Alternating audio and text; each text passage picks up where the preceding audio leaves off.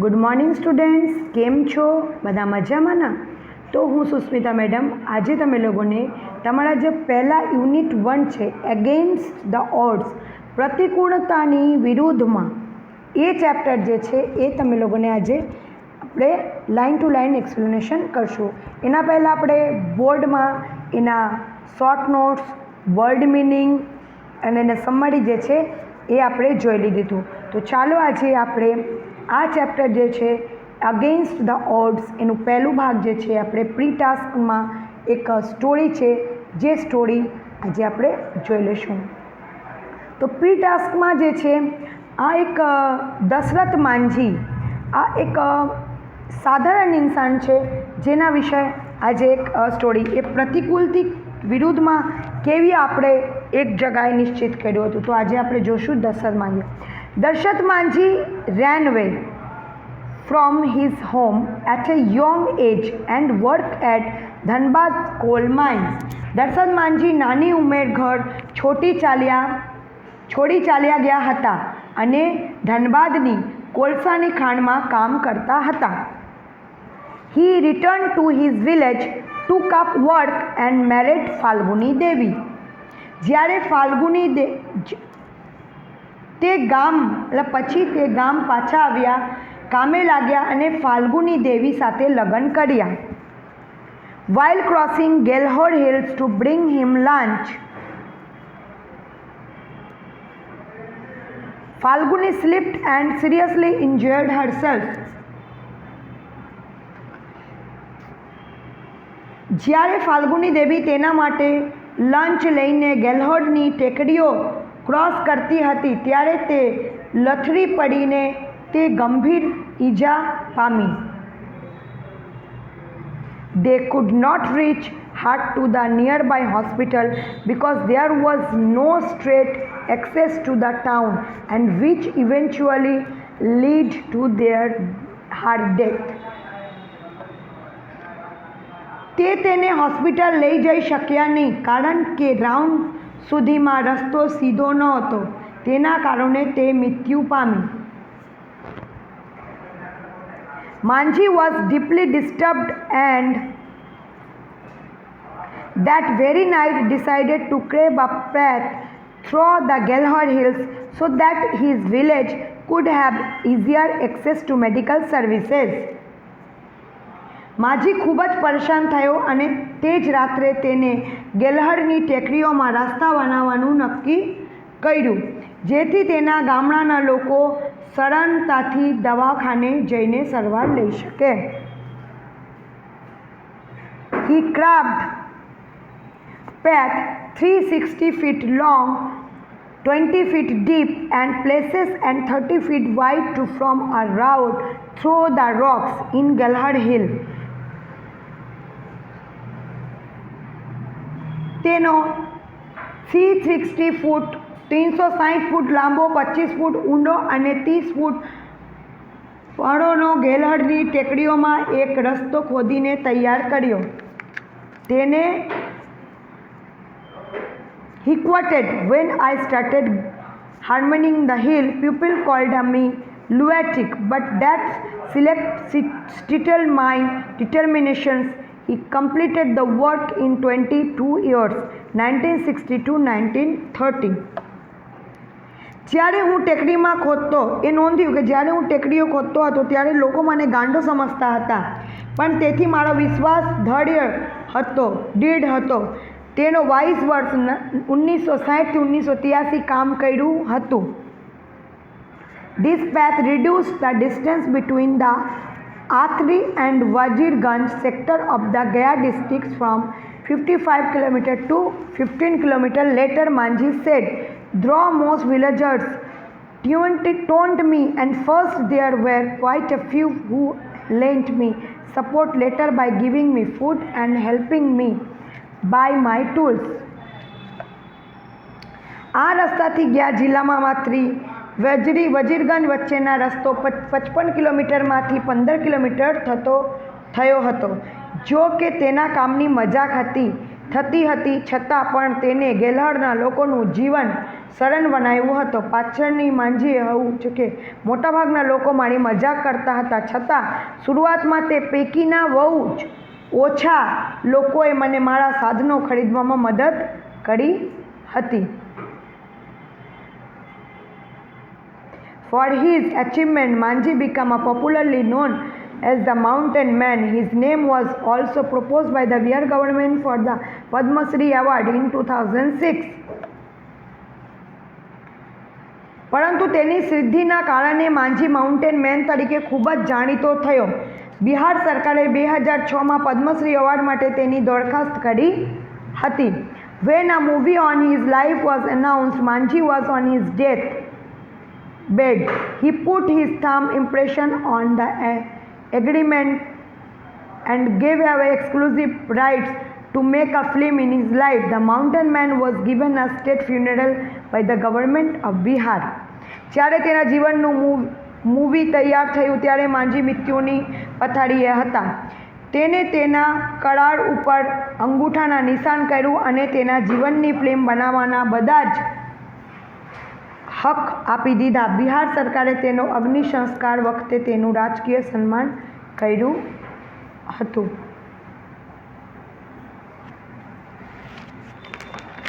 હવે જો એનું ક્વેશ્ચન છે, આ તો એનું થઈ ગયું. હવે એનું ક્વેશ્ચન છે, Dashrath lost his wife, he was extremely disturb, what would Manjhi have told himself that night. આમાં MCQ છે કે દર્શત માંઝી જ્યારે એને વાઇફને એની મૃત્યુ થઈ ગઈ ને એને ખોઈ દીધું હતું, એના પછી દર્શન માંઝીએ શું વિચાર કર્યો?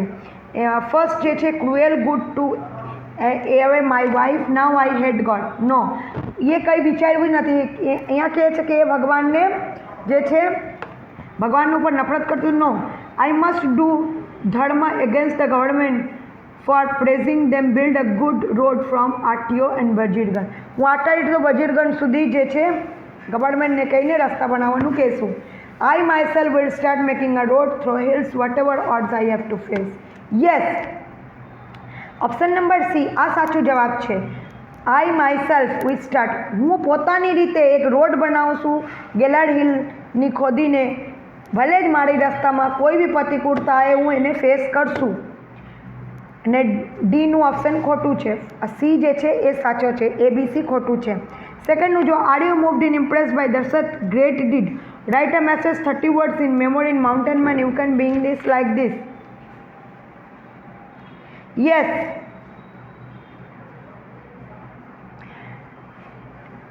I have done better for people, making a road through hills for people you faced any troubles.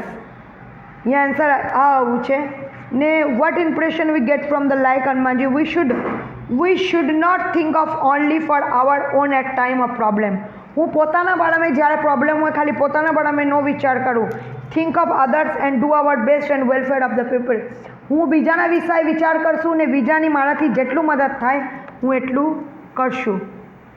તો ચલો એના પછી આપણે તાજનગર, આ 3 વિભાગ છે અગેન્સ્ટ થર્ડના. આ તો પ્રી ટાસ્ક હતું, એક સમજાવવાનું એક વસ્તુ. હવે આના પછી છે તાજનગર વિલેજ,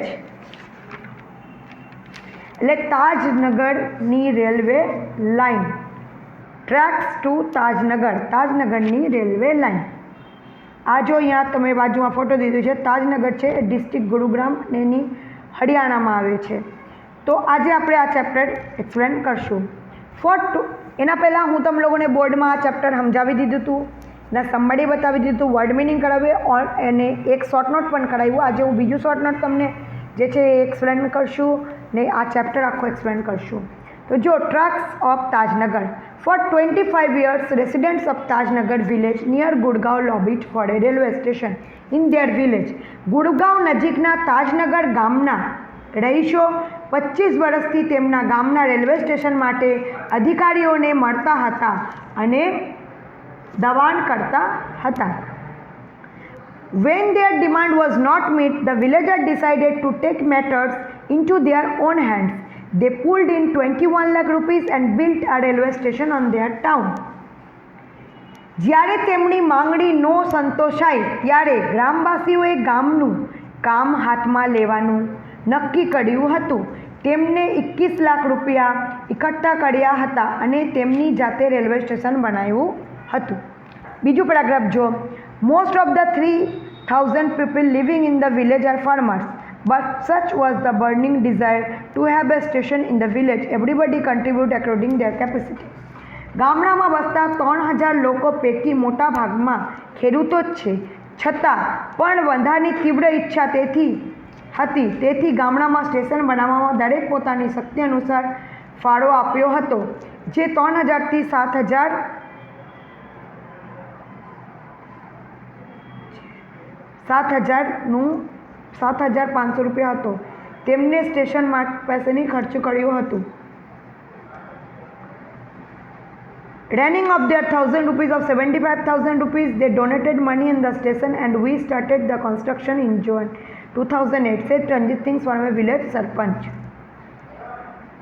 3,000 થી લઈને 7,500 રૂપિયા હતો. તેમને સ્ટેશન માટે પૈસાનું દાન કર્યું હતું અને 2008માં જાન્યુઆરી માસમાં બાંધકામ શરૂ કર્યું હતું. ગામના સરપંચ શ્રી રણજીતસિંહને કહ્યું. હવે જે એના પછી જો There are a large number of people in the village who need to go to Gurgaon, Delhi and Rewar. ગામના ઘણા લોકો એવા હતા કે જેમને ગુડગાંવ, દિલ્હી અને રેવર જવું પડતું હતું. There are students who got to college. Till now we had to either to go to Halimandi or Patli to catch the train. કોલેજમાં જનાર વિદ્યાર્થી પણ હતા. અત્યાર સુધી અમારે ગાડી પકડવા હાલીમંડી અથવા પતલી જવું પડતું હતું.